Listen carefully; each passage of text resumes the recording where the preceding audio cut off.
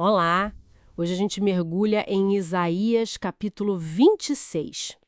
Sabe, ele já começa com um clima bem... Especial. Um cântico que vai rolar em Judá, fala de uma cidade forte, né? Onde a própria salvação funciona como tipo os muros e as defesas. Exatamente. E logo de cara, no versículo 2, tem aquele chamado: abram os portões. Isso. Para quem? Para a nação justa, aquela que se mantém fiel. É uma imagem poderosa de acolhimento baseado na retidão e na fé. E aí vem o versículo 3, que é central, eu acho, aquela promessa de paz, né? Paz perfeita. Sim, tu conservarás em perfeita paz aquele cuja mente está firme em ti. A condição é essa: a mente firme, a confiança em Deus. Certo. Mas como é que essa confiança se manifesta no dia a dia? E o texto também mostra uns contrastes bem fortes, né? Vamos dar uma olhada nisso. Com certeza. O versículo 4 já dá a base. Confiai no Senhor perpetuamente, porque Ele é a rocha eterna. Essa é a fonte da segurança.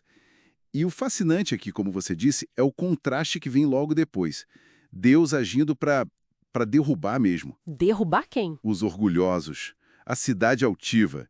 Ele a humilha, joga por terra até o pó. Nossa, e quem pisa nessa cidade caída? Aí que está o ponto interessante. São os oprimidos, os pobres. Eles pisoteiam as ruínas.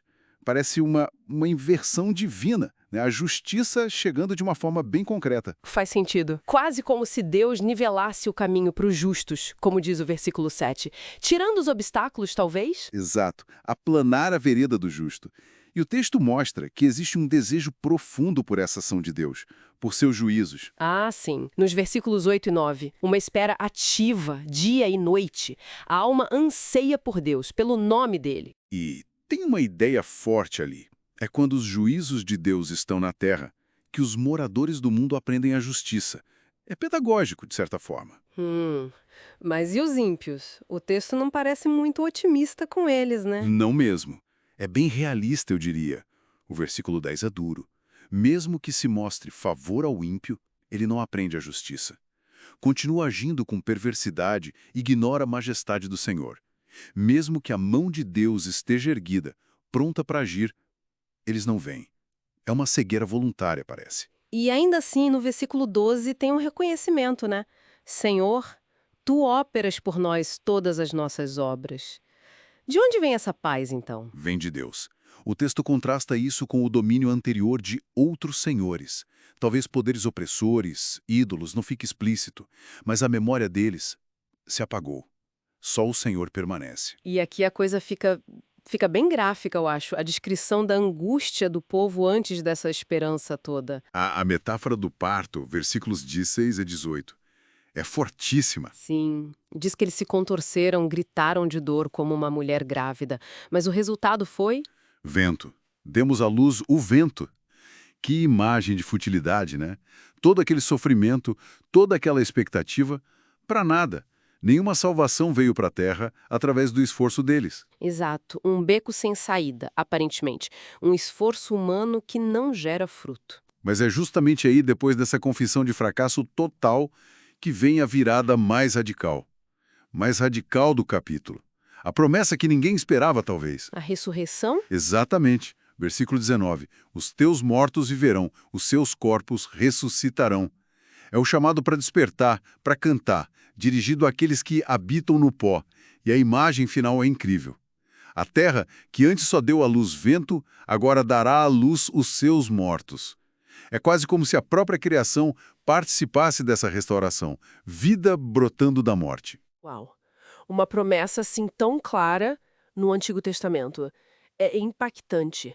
E como o capítulo fecha, depois dessa esperança imensa? Ele termina com uma instrução prática e uma advertência séria. Que seria? O povo é chamado a se esconder.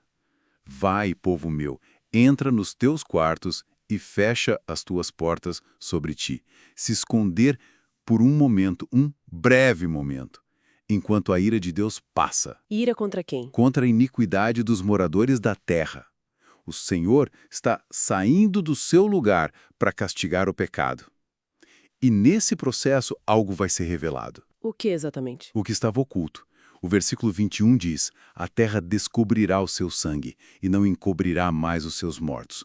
Toda violência, toda injustiça escondida virá à tona. Então, resumindo, a jornada de Isaías 26 começa com a segurança total na rocha eterna, para quem confia, contrasta isso com a queda do orgulho, passa pela dor do esforço humano que falha, Na esperança surpreendente da ressurreição. E termina com esse chamado ao recolhimento diante do juízo final que expõe tudo. É intenso. Muito intenso. E fica essa reflexão final, né? Essa imagem da terra descobrindo o sangue, não escondendo mais os mortos. O que isso nos diz sobre responsabilidade? Sobre a impossibilidade de esconder as coisas para sempre. Parece que no fim a verdade vem à luz e a justiça alcança até o que parecia esquecido, enterrado. Nada ficou oculto.